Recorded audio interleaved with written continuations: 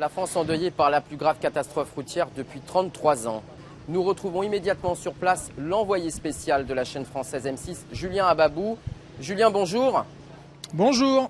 Alors Julien, que s'est-il passé ce matin à Puisseguin ? Il est 7h30 ce matin, la météo est plutôt bonne, mais il fait encore nuit. La route est sinueuse, une départementale dans les vignes du sud-ouest de la France. Donc lorsque tout d'un coup, pour une raison encore inexpliquée, un autocar rempli d'une cinquantaine donc de retraités entre en collision avec un camion de transport, un poids lourd qui était a priori au milieu de la route. Collision et tout de suite embrasement des deux véhicules. Certaines victimes ont a priori été brûlées vives juste après la collision.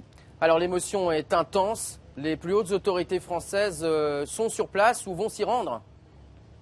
Évidemment, Manuel Valls est passé sur place il y a quelques minutes. Le Premier ministre, en compagnie notamment de ses ministres de l'Intérieur et des Transports. François Hollande a rendu hommage aux victimes alors qu'il était en visite d'État en Grèce. L'idée est de montrer le soutien de la nation française à ces victimes et également à la cellule de crise qui est ici est mise en place. Le plan Orsec français a été déclenché pour une meilleure organisation des secours. L'aide aux familles de victimes, évidemment, qui accourent sur place ici. On peut l'imaginer énormément choqué. Et puis, dernier pan, sans doute, l'enquête qui a été ouverte ce matin, savoir comment cette collision a pu se dérouler, comment ces deux véhicules ont pu s'embraser et causer autant de victimes.